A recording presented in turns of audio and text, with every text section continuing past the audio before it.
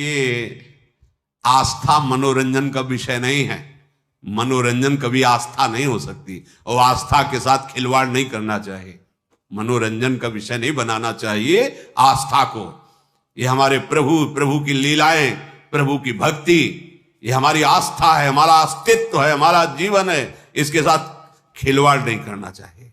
ये श्रद्धा और विश्वास और भावना का है जो इसको मनोरंजन बनाता है। मानो हमारी आस्था के साथ, हमारी भावना के साथ खिलवाड़ करता है। सावधान, मन भंजन करके और भगवत प्रेम अनुराग में डुबोने वाला ये भगवान का पावन चैत्र, भगवान की लीलाएं, भक्तों के चरित्र हैं। इनको हम मनोरंजन न समझें। चलो बस थोड़ी देर देख लेते, थोड़ी देर सुन लेते हैं। नहीं, ये परम सच्चिदानंद है। इसीलिए हम लोग अपनी आस्था के साथ खिलवाड़ करते हैं। जो मन आता है वो नाटक बनाते हैं, जो मन आता है वो नाटक देख लेते हैं, जो मन आता है। ऐसे नहीं है। ये हमारी आस्था का विषय है, ये हमारे अस्तित्व का विषय है, ये हमारे जीवन का विषय है। इसके साथ खिलवाड़ नहीं होना चाहिए। देखो, हमारे प्रभु जैसा ना तो कोई था, ना है, ना होगा। ये अनादि अनंत महामहिम भक्तजन कुछ उनकी लीलाओं का अनुकरण करके तन्मय होते हैं। उसकी भी लीला की एक मर्यादा है।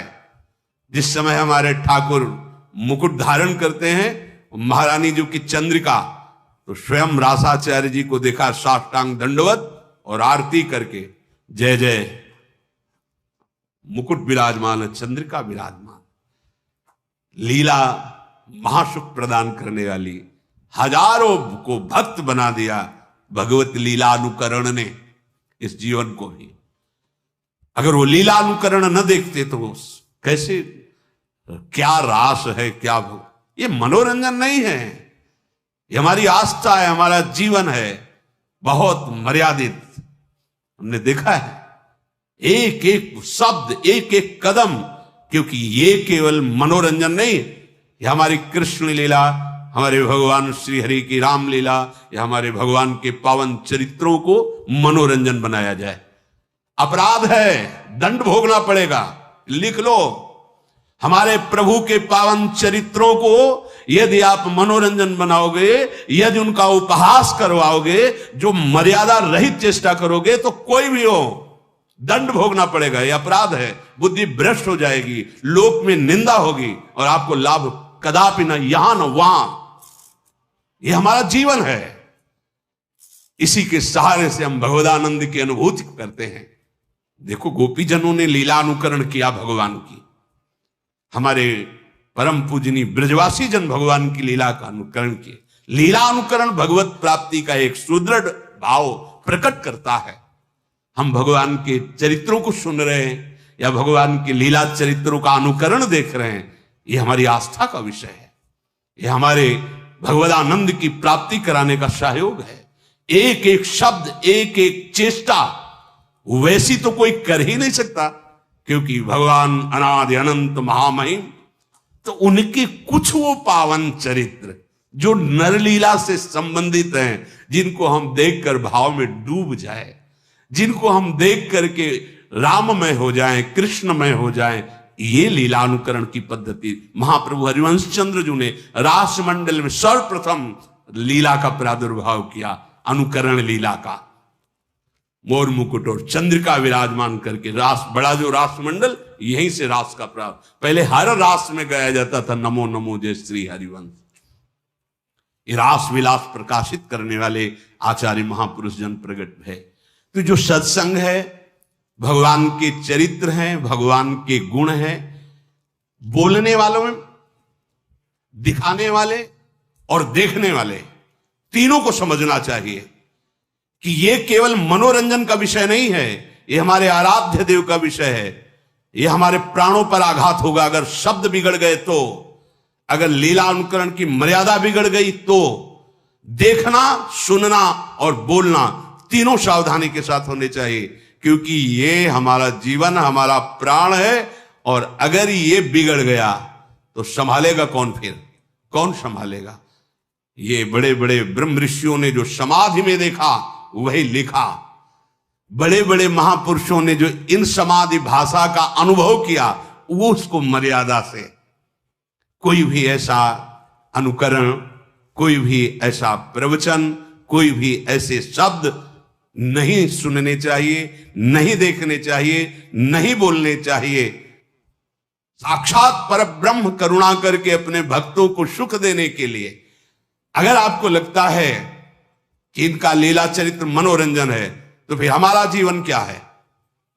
हम इन्हीं लीला चरित्रों को गा करके, सुन करके तुम्हारे सामने दहाड़ते हैं।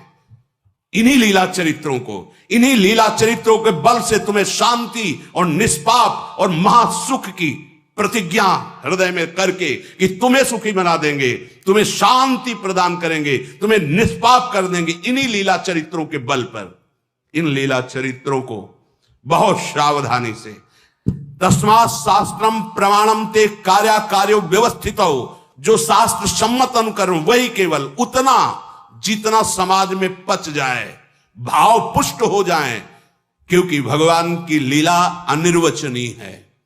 बड़े बड़े ब्रह्म ऋषि भी हार गए और वो प्रार्थना बाद में यही किए कि हे हरि, जैसे आकाश में गरुण भी अपने बल से उड़ते हैं और मच्छर भी अपने बल से उड़ता है, पर पार कोई नहीं पाया, हे नाथ, ऐसे ही हम अपनी मति के अनुसार आपकी लीलाओं का गायन कर रहे हैं।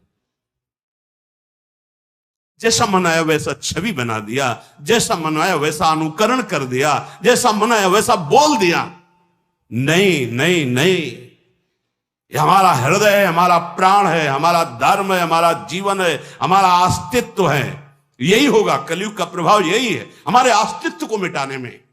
हमारे प्रभु का क्या, जिनको देख करके हमारा हृदय निष्पाप और रोने लगे और जीवन अधर्म से हटकर धर्म की तरफ चले। ये मनोरंजन नहीं है भगवान के पावन चरित्र। ये मन का नाश करके जो असत वृत्तियों से युक्त है, सतवृत्ति में लगा दिया गया। कौन ऐसा है जिसने हमारे भगवान के पावन चरित्र को सुन करके भगवत प्राप्ति न की हो? कोई एक उदाहरण, रत्नावती जी केवल भगवान की वार्ता सुनकर भगवत प्राप्त हो गई। ब्राह्मण पत्नियां मथुरा केवल भगवत वार्ता सुनकर भगवान को, ऐसे करोड़ों अनंत भक्त हो गए जो लीला अनुकरण दर्शन और लीला चरित्र श्रवण से भगवत प्राप्त महात्मा बन गए। जगत को तारने की सामर्थ्य आ गई। आज हमारी बुद्धि इसे मनोरंजन में ले रही।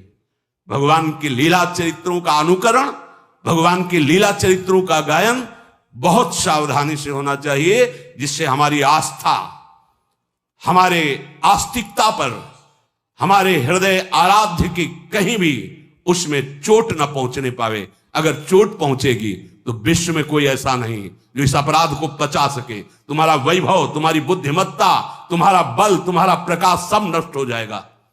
भगवान मनोरंजन की चीज नहीं है, भगवान कोई मनुष्य नहीं है। भगवान अपनी महिमा से अवतरित होते हैं, उतरते हैं, घटते हैं, फिर वो हमारे जैसे आकर ऐसी परम पावन लीला करते हैं जिसका गायन करके, अनुकरण करके, दर्शन करके हम भगवदानंद को प्राप्त हो जाए। हम नर से नारायण बनने की जो यात्रा है वो इनके चरित्र से, इनके नाम से, इनके गुणों से, इनकी मुस्कान के बल से पहुंचते हैं। लेकिन भगवान की उन्नति नहीं हुई।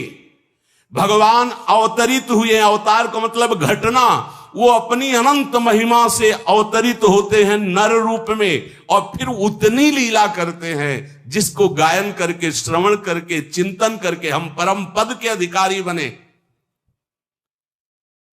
आज हम सत्संग को, भगवत लीला अनुकरण को मनोरंजन बना रहे हैं।